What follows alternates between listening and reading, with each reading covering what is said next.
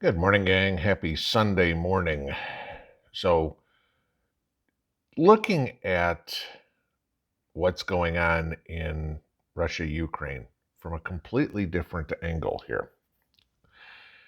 You know how I like to do that.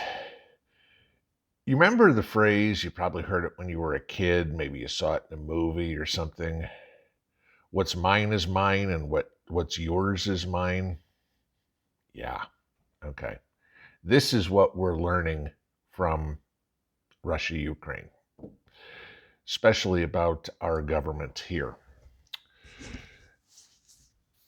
We talk about Fed coin, government control, social credit score, you name it, quite often.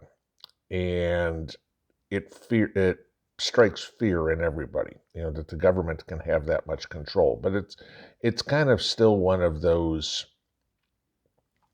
hasn't happened. I'm not really paying that much attention to it. We don't have Fed coin, so they're not going to keep me from buying a bag of apples at the grocery store.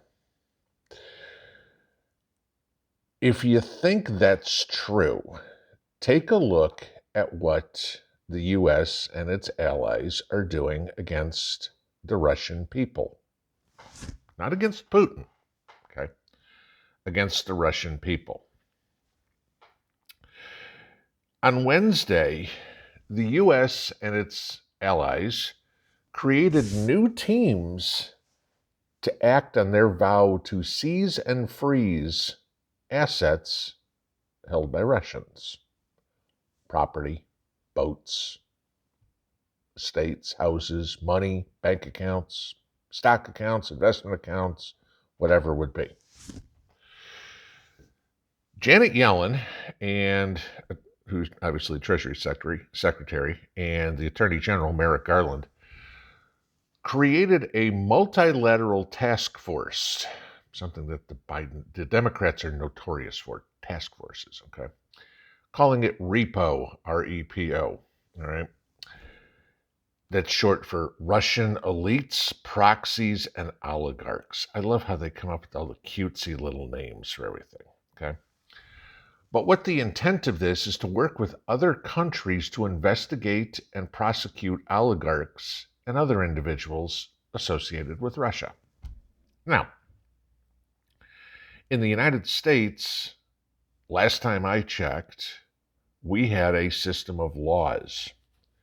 Innocent until proven guilty. There had to be a reason for something. Not guilt by association. All right. The government should not be able to repossess my truck because I'm friends with my neighbor. But literally, that's what they're doing to Russia. They're not only going after Putin, they're going after friends of Putin. Now, how long until, like everything else, it trickles down?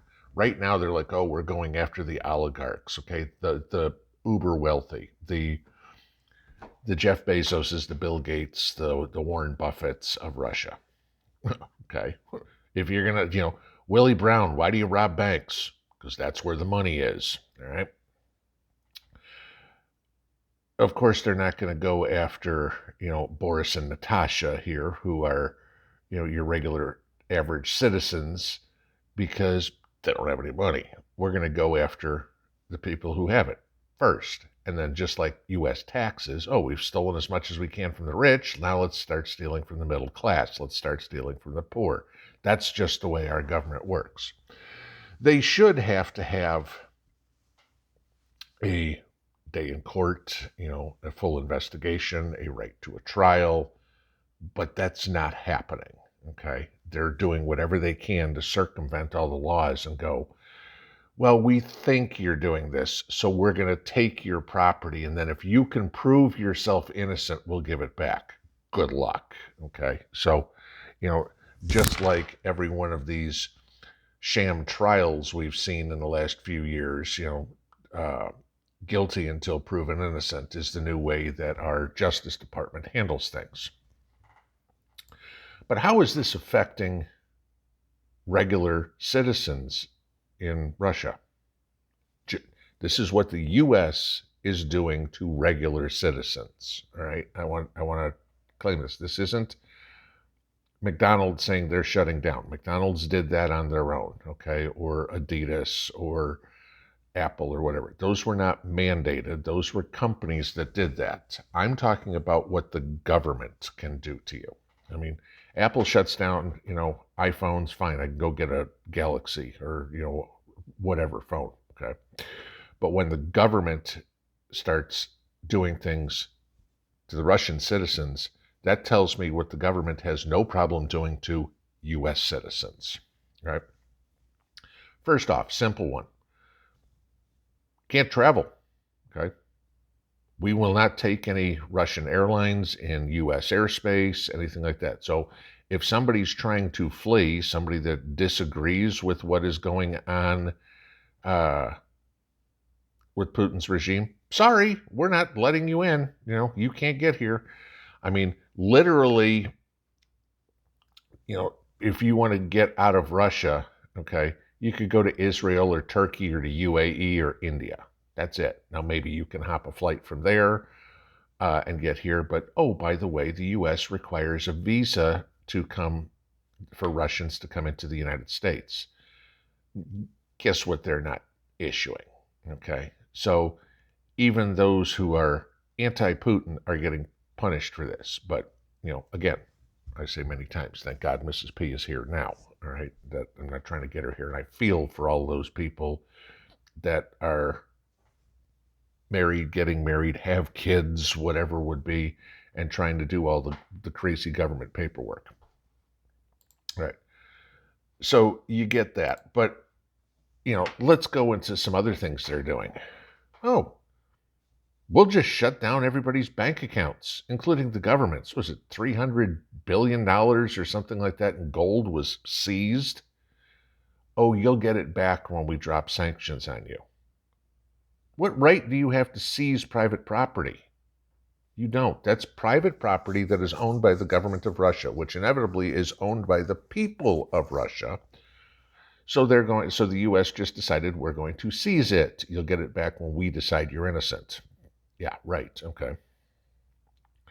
Think about all the stories you hear in the United States about people who've had guns seized or whatever it is and have to go through God knows how many hoops to sit there and get their assets back. Okay. Just insane. Certain guy up in Wisconsin trying to get his AR-15 back. Yeah. Okay. They eventually destroyed it. Okay.